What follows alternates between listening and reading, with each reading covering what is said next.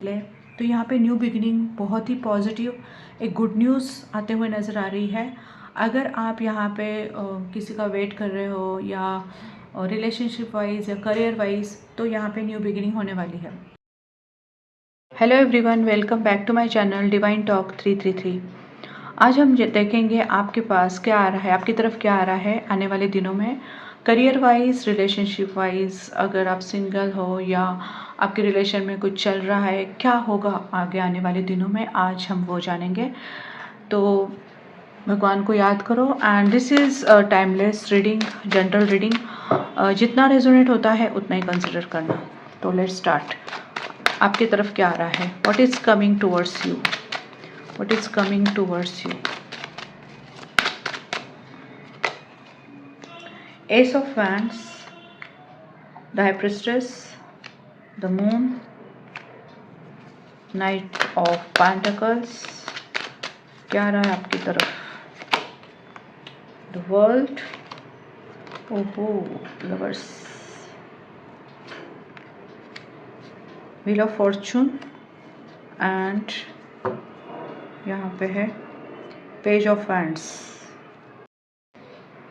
यहाँ पर अगर साइन देखी जाए तो एरीज, लियो, सैजिटेरियस, उसके बाद वाटर साइन भी मुझे नज़र आ रही है, cancer, Scorpio, Pisces and Aquarius, Libra and Gemini. मतलब ओवरऑल जितनी भी साइंस हैं इसमें हैं, तो आपकी कोई भी राशि हो, डजेंट मैटर, फिर भी ये आप कंसिडर कर सकते हो।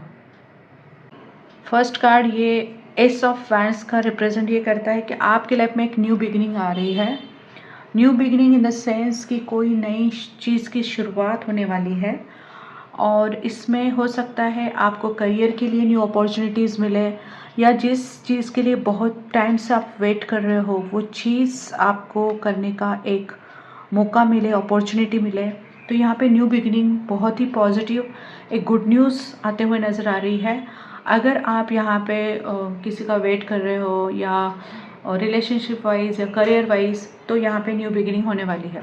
दूसरी चीज़ कि अगर आप सीक्रेटली किसी के बारे में बहुत ज़्यादा सोच रहे हो और नो कॉन्टेक्ट सिचुएशन है एंड यू आर कन्फ्यूज्ड कि आगे क्या होगा, तो यहाँ पे रिकन्सिलेशन होने के चांसेस हैं अगर आप सेपरेशन में या नो कॉन्टेक्ट सिचुएशन में हो।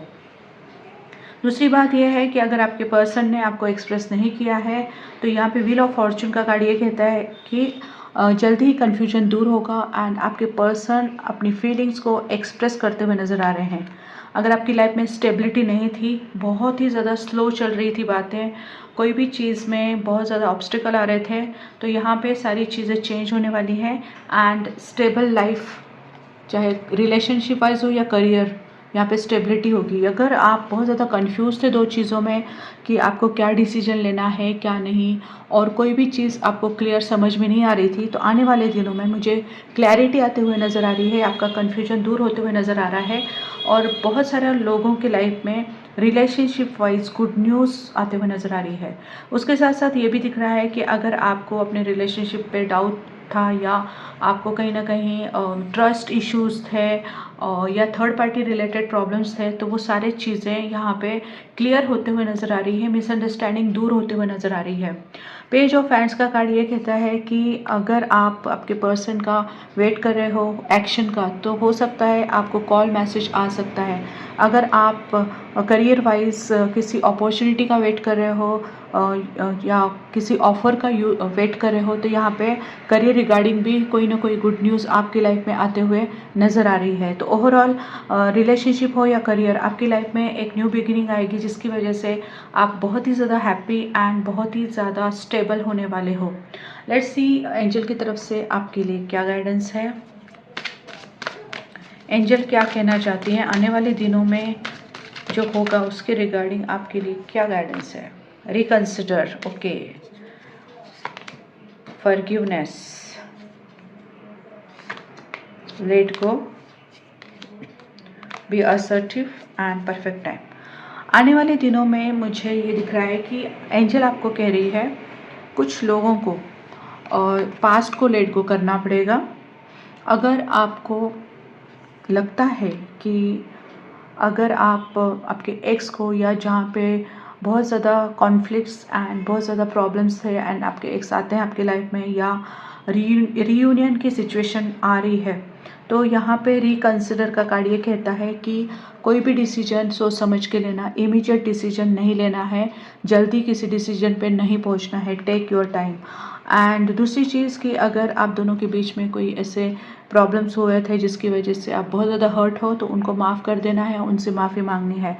एंड वापस अगर आप न्यू बिगिनिंग करते हो रिलेशनशिप वाइज, तो पास्ट की बातों को कम्प्लीटली लेट गो कर देना है। कोई भी पास्ट की बातों के बारे में डिस्कशन नहीं करना है, अपने कॉन्फिडेंस में रहना है।